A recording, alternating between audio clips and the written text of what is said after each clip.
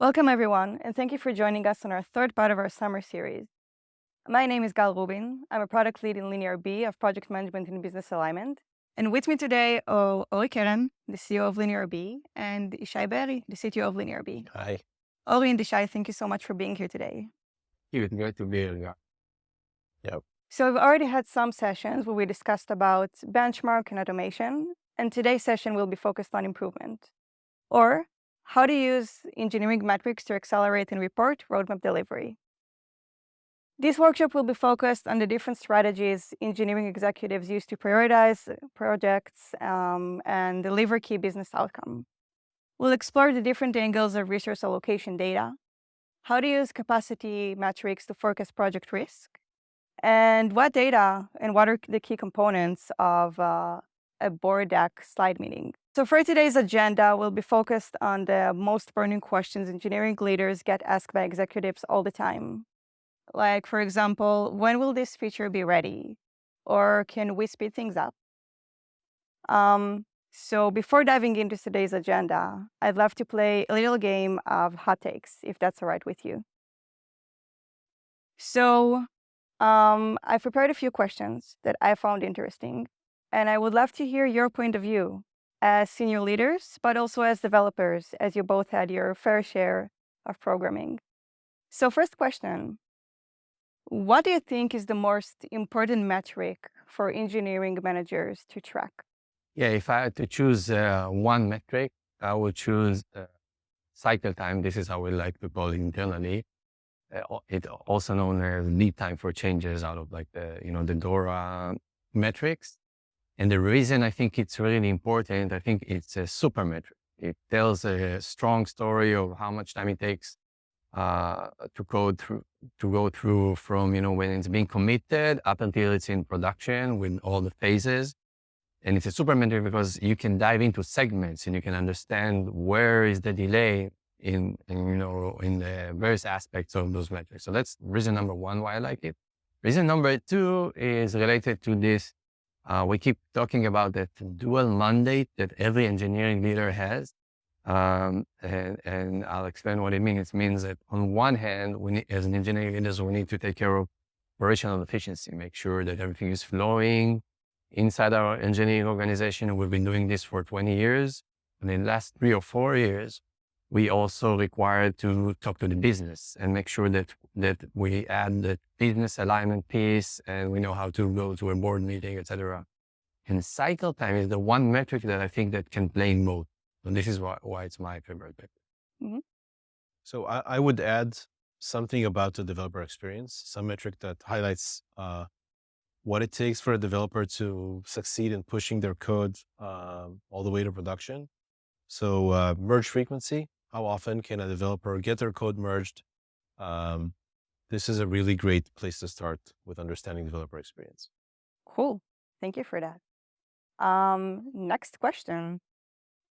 What's the biggest misconception starting an engineering metrics program? Yeah, I would say the biggest misconception that I've seen is that people think running an engineering metrics program is a one-off investment that you can invest in, 1 month, 2 months, build it, and then that's it. And it doesn't work like that because first of all, the technology of how to measure and the breadth of metrics on what to measure keep on evolving. So you can't just like, hey, do it one time and leave it there. And the second thing is like when you actually run the program, the problems like shift. Maybe in the beginning you used to, review code really fast, but then the PRs became bigger, and now you review code slowly. So even focusing in finding, the problem, it's shifting. So that's people need to drop that misconception that it's a one-off investment and that's it. It's an ongoing thing that will be from now and forever. Requires commitment. Yes. Mm-hmm. And I think it's crucial to understand, and it's a common misconception, that metrics are not enough. Just having visibility, just having some dashboards with numbers that managers look into once, a month or a few weeks it's just the beginning of understanding where your bottlenecks are. But if you're not investing in automation and tooling to actually help your developers move faster, that's not going to move the needle. Yeah. So metrics alone, not enough. Mhm. So that's part of the dual mandate that Ori mentioned earlier, right? Yes. So, if you look at one part of the dual mandate is, as an engineer leader, I need to help make sure that my engineers are able to be efficient. They're unblocked. A metrics program and automation around it is what helps me fulfill that part of the dual mandate. And then the second part is, how do I know I'm working on business priorities? This is where my effort is focused on. Third question. What's the coolest new tech that is currently changing in the engineering leaders landscape? But you can't say AI or ML. Or ML. Okay. So in that case, I think I would have to choose platform engineering. There are great things happening now in that space. Just reaching that level of maturity of the industry and recognizing and understanding that they need to build developer portals, IDP, that can help developers achieve their task end to end. And there's some great technology, great companies are, investing more and more firepower towards those directions. So that gets me really excited. I think there's a great future there, and I think in the next 2-3 years we're going to see a lot of like new companies and a lot of new technologies in platform engineering. Mhm.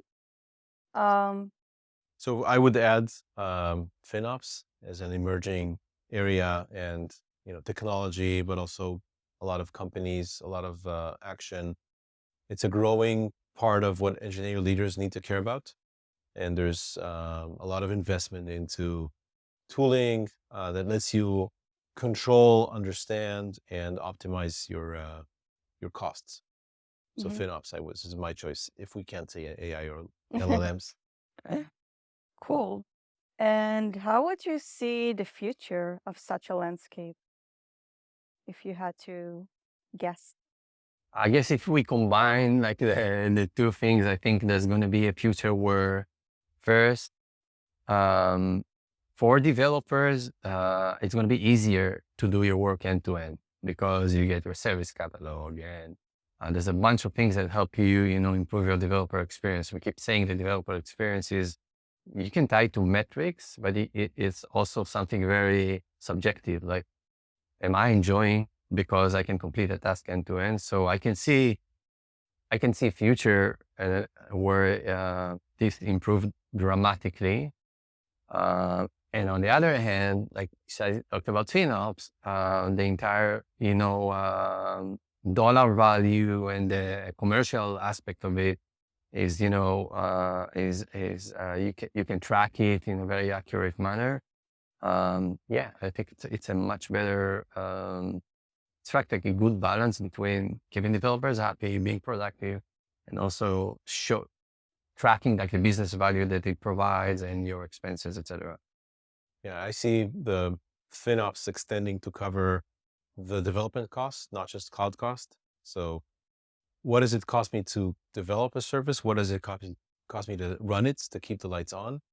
That FinOps tooling will extend to cover those areas as well. So we have better financial reporting, better control, and eventually better decisions.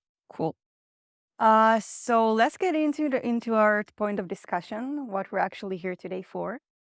And I want to start off with one of the hottest topics in the market, which is resource allocation. So we see more and more executives and engineering leaders that are interested in understanding how exactly resources are allocated across their company, in which key projects they're investing the most. And I want to just ask, how do we know what is engineering currently working on? Why should we even track this data, and what should we focus on? I would like to start with like the psychological aspect of it because I didn't introduce myself at the beginning, but I was a VP of engineering in my past, and now I'm a CEO. So I set like the size of the table. And I remember that as a VP of engineering, somebody, remember my CEO in previous company said, hey, what is everybody working on? And we're going to have a QBR and I want you to collect this data and present it. So first of all, I got this, hey, what is it? You need to see what's everybody working on? How do we deliver it? It took me some time to go through the phases of understanding that this transparency is not a weakness, it's a power. Because I can come in ready and say, hey, this is what you see. Like I have 0.25 of an individual working on this project, so we got to stop it. So it gave me a lot of power in the decision making. So that's one thing. And on the other thing, I think it reminded me that, it took me 2 or 3 weeks just to collect all the data to be able to present it. Now, a resource allocation dashboard is something that gives you this in 2 seconds. It's always available. It's always up to date. Shows you your projects and how much investment you're putting in each project. So how many people and what's the dollar value, how much it costs, on each one of those projects. And it's the actual investment. It's the actual investment. Yeah. So that's actual dollars, right? Actual dollars. Yeah. And you can get very granular with that, or our philosophy is more, hey, let's not get into the city of each individual, but kind of know, hey, what's the average salary, in your locations where you have developers, and it gives you a great picture and you understand, and it helps run a educated discussion of what projects should we, accelerate, maybe what project we should stop, etc. Now, there's also a version of it that is even a little bit extended, and it plays great into a board meeting. Yeah, we can extend on this data. So when you get asked, what is engineering working on? Sometimes there's another question hiding behind that, which is, can we also do X? Or another project or priority that the CEO or the other managers have. So one thing is to have the data, be able to answer this both for yourself ongoing and for stakeholders, but also with the right data, you can now talk about, okay, if we had to add X, this is what we would draw. You can start, the discussion is now about alternatives instead of why not also do something. So sometimes anticipate that and prepare when you're answering with options for change, or with, this is what would happen if we need to do something else. So what you're actually saying here is that having resource allocation actually provides you all the visibility that you need and all the data to actually back up your strategic decisions. Another important thing that when you're getting that question and showing data for answers, you're showing the non-functional projects that you're invested in, which are required to keep your velocity up.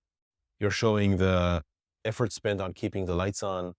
So your CEO is going to get a full picture of what everyone is working on and where the effort is spent.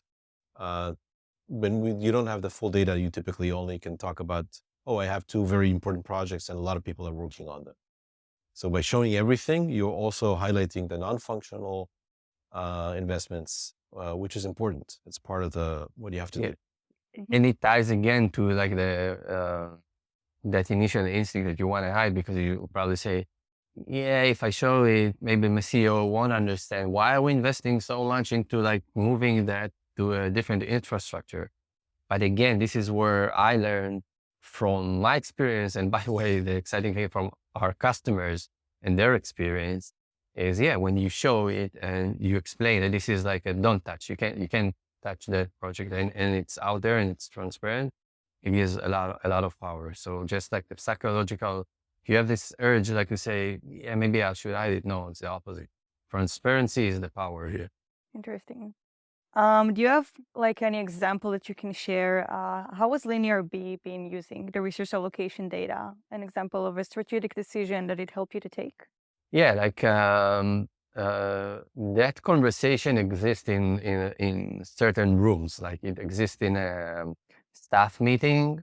Probably not in each and every one of those, but in the monthly one where we're looking at our investment, it exists in a board meeting.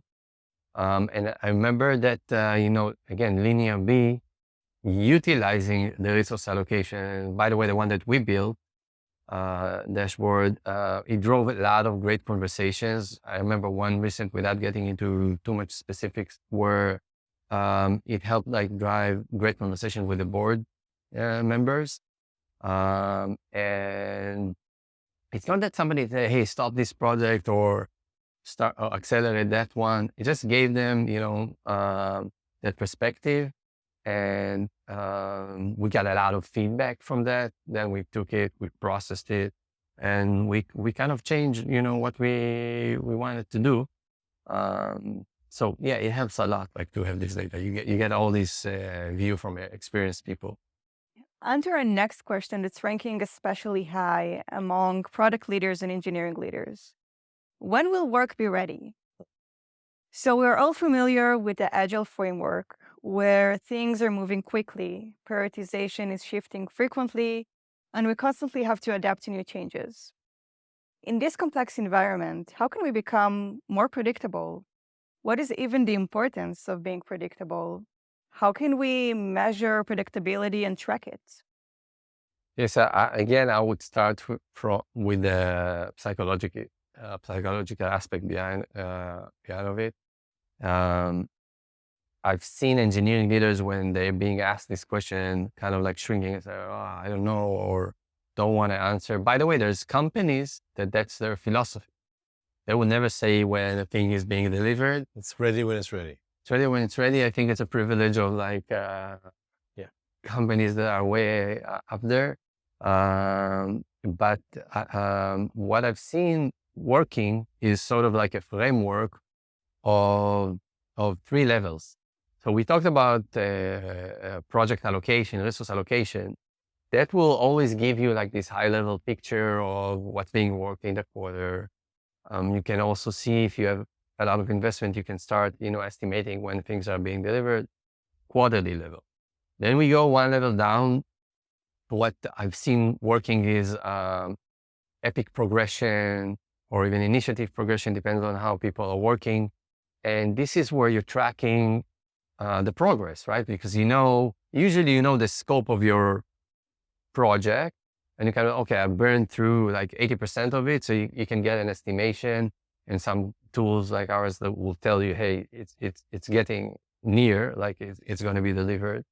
So that's, I would say, on a monthly basis. Then when you go 1 level down to the actual squad that's doing the work, so their role and their tools is around like you said, the agile practices. So if they're working on Scrum, planning accuracy, we plan and we executed on, 60, 70% of what we planned. And you can look at it at the end of the iteration. If you're working on Kanban, it's more about the throughput and looking at the end of the week and see if you're hitting your goals. So that's a nice framework to get predictability in all of those levels, and still remembering that it will always move. We even released like this benchmark report, and we saw that even elite teams are like usually right at 80% of the time. Like the top 10 percentile, right, was predictable at 80% of the time. So it's on engineering leaders to understand that they need to be more predictable and communicative. And it's on the business to also understand that, it's a moving part all the time. Yeah, 100% predictability is probably not a good sign. Yes. It could be a sign of teams that are hedging, or leaders that are like trying to under-promise just so they don't miss. Yes. But shoot for the 80-85% predictability at the sprint level and above. That is a good, even a great place to be if that's consistent. I'd like to add, if you go even more tactical than what Ori was mentioning, having good data and accessible data about the progress and work done on the stories, the bugs, and so on, removes the need to ask, when is this going to be done? The daily questions to coming to a developer, is it done yet? Is it going to be done on time? When you have the data accessible, and you can see, there's actual good progress in the coding, there is a PR up, reviews are happening, all those signals can tell you where this is going. And that means that product managers or leaders and team leads don't have to ask the question. So that removes another source of friction. We all remember as developers that we loved getting asked, what about the feature? Is it ready 3 times a day? So some of the predictability questions go away with data. Yeah, I can definitely relate to that. So I ask my teams, when will this feature be ready? I try not to ask it, but sometimes I do. And what I find helping for me was actually tracking these metrics that you've just mentioned, the capacity accuracy, the planning accuracy. It gives me a very good indication whether the team had delivered what it had planned. And that tells me that we're in the right direction, or maybe we should focus a little bit more on planned work. Makes perfect sense. Yeah. And I wanted to ask you like a follow-up question. When I'm looking at this data, when I'm looking at the different metrics, cycle time, planning accuracy, capacity accuracy, uh, other metrics that come in mind, should I be noticing to a certain trend? Should I be looking for example, of a consistency of data? Yeah, again, with all these metrics, what basically you're trying to do is standardize the work units. You want to take this big story, break it into chunks, then those chunks are becoming like branches and pull requests. You want them to stay small. Again, check out our benchmark stuff. Elite teams working pull request of like, I think 105 changes. And if you standardize things in small chunks, what you'll get is consistency in everything, in cycle time, in what you deliver.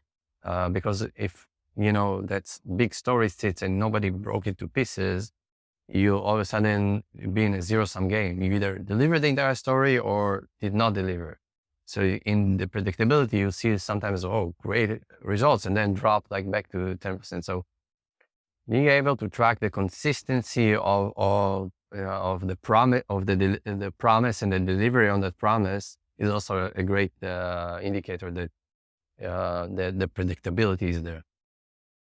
And I think when you have key metrics that are wildly moving around and not consistent, not in a improvement trend, but going all over, this means that the team hasn't mastered this piece yet. There's like a lot of unknowns, a lot of risk. So if your velocity is changing dramatically sprint over sprint, something's probably wrong with your estimation or planning. Same goes for almost any metric that you can think of. When it's really moving around wildly, that is a signal of a problem. That's an indication. Yes. Mm-hmm. And on to our third question, how can we speed things up? So I can tell you that as a product leader, obviously I want to deliver features and MVPs as fast as possible and in the best quality. But often reality is more complex than that. And delivering a feature is composed of many phases, such as preparation, planning, refinement, actual development, QA. How can I track the total time for delivering a feature? Why is it important? And what should I focus on? Yeah, so I would start with the lead time. Lead time is a good metric that will tell you a complete story from ideation, sometimes even through the phases of planning and the actual engineering execution and QA and all those other phases. Lead time is a good, while sometimes we refer to cycle time as sort of like the completion of small chunks of work. Lead time will tell you, okay, when is the complete story is like all the way out in production. So I would start with that to see where your bottlenecks are if you want to speed things up, because that was the question. And I will go to the operational metrics. We didn't talk a lot about them, but Doro metrics were a big change and a big, introduce some great, new line of thought on how to think of things. Though the cycle time, lead time for changes, and deployment frequency, the one that play in velocity, though, are really important, but they're sort of like a lagging indicator. So I think if you also go to pull request size and the review process itself and measure pickup time, review, all those things, that's how you can speed up, because you'll see bottlenecks there. There's almost no Well, there is maybe 1%, but 99% of the cases when we go and we turn the lights on metrics for customers, they see that problems exist in those areas. So that's definitely an area where 80% of improvement exists right out of the gate. Then the next level is to take not just like, trying to look at those metrics, but and improve the operational efficiency by them, but also deploy real improvement strategies. So, for example, a product like Gitstream that lets you code and put rules on how you want PRs to be merged. For example, you can, and we see customers now, 20% of their PRs are automatically reviewed. And they do, or maybe 10 extra or 15 extra percent are semi-reviewed and get rejected, even without the individual. It saves so much time and increase the operational efficiency. We're now even getting to the area of like selecting CI. So don't need to run the 30 minutes of CI every time and you can classify and understand and derive what type of suite you need to run in CI, save time, save money, and things are moving faster based on the chain. So there's a lot of things you can do to speed things up. A lot of them are in the efficiency area. Mm-hmm. Yeah, so when thinking about speeding things up, we need to realize that a lot of what's slowing us down is human interaction, communication, which is hard, even harder with remote work. If you look back, you see that the industry has optimized, builds, deploys, tests, all, with CI and CD, with pipelines. Those are typically machine-to-machine interfaces that were easy or easier to get started with optimizing. Now, the main bottlenecks are human. And people want to work, but people have different schedules, different priorities. If I'm waiting for someone to review my code or for someone else to give me a piece of information, that is going to insert a lot of weight, a lot of lag into the work. So by taking this and like helping me continuously merge my code, if we talk about CI/CD, let's add continuous merge. Everything that helps to reduce the friction between humans is going to be a great win. So these could be smart nudges in Slack for like our worker bee bot that helps developer really get the right context at the right time so that wait times are much shorter, or full-on automation, like Ori mentioned, with rules and automation of toil that's happening inside the process needed to get code merged. Focusing on the humans and helping humans do their work, that's where you speed things up. Mm-hmm. Yeah, like one great example that we saw recently, it filled my heart with pride that one of our customers, Next Insurance, they posted that they were, after 1 year working with us, were able to increase the developer throughput by 30% and reduce cycle time in 3 days. So there's like real evidence that these things work once you deploy them. Mm-hmm. And there's a bonus of making developers happy. Yes. Developers like to deliver. Yeah, when that win-win, when the vectors meet, like developers are happier, productivity is increasing, that's like the ultimate. Yep. So we're actually saying that these two are very related. I mean, there is this, there are two main ways of improvement. One is improving the human interaction. One is improving the machine automation. But actually, they both contribute to the developer experience, to the happiness of the people who actually develop, right? Yeah, absolutely. Yeah, it happens because the focus is not on like having humans work harder. Old style productivity is work harder. Write more lines of code. Yeah, spend more hours. You work harder, you have a shorter lunch, you will be more productive. This is a view about how can I help you work more efficiently. Yes. So your work is easier. You have less context switches, less waiting for others, and that makes developers happy. Mm-hmm. And productive, yeah. Yep. Great. Well, I think that's a great agenda to have, especially in this changing world of engineering. Yep, absolutely. Cool. Now for a first question. Which data can be interesting to look at a board or a management meeting? So, Ori and Yishai, I'm sure you've attended more board meetings than you can even count. I would love to hear from your experience. How did you prepare for such a meeting? Which data points did you look at? And which decision did it help you to take? Yeah, so again, I had the privilege of being a VP of engineering, preparing for a board meeting, need to prepare my slides, and also being a CEO and taking the slides, that our engineering leader prepared and working with them. And I can say, from what I've seen and from where we are now as an industry, is that first of all, my recommendation is come up with 3 slides, not more than that. And by the way, I think Yishai and I had a session where we kind of and it's available, I think, on our website, where we're preparing the engineering leaders and we have a template and we actually, so people can check it out. But at the end of the day, it's about 3 concise slides.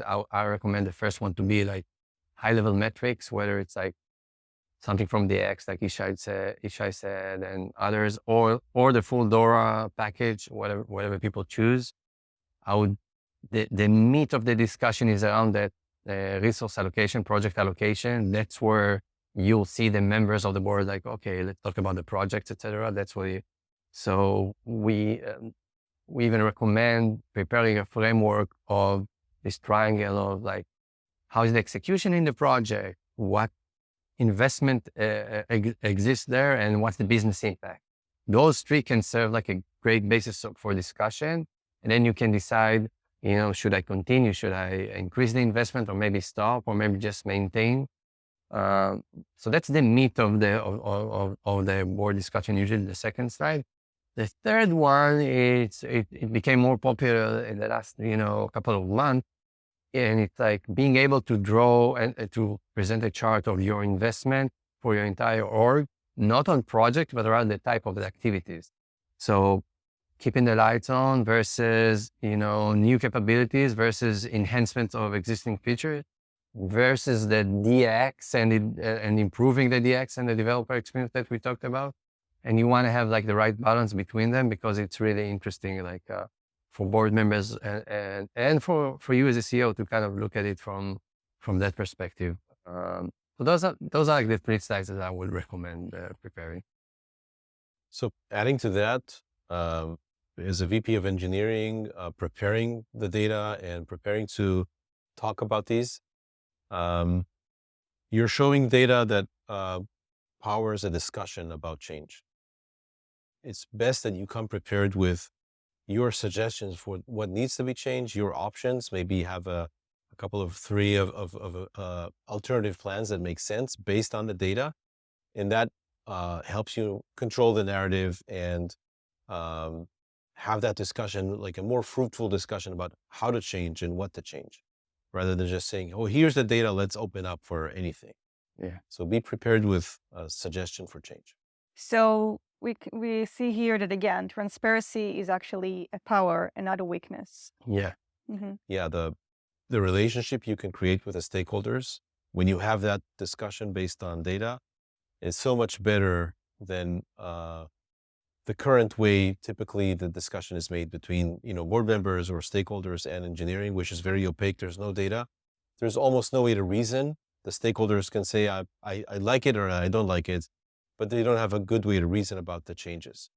And you compare that to how they talk about changes in sales or marketing, which is all based on data, and everyone knows what they're talking about.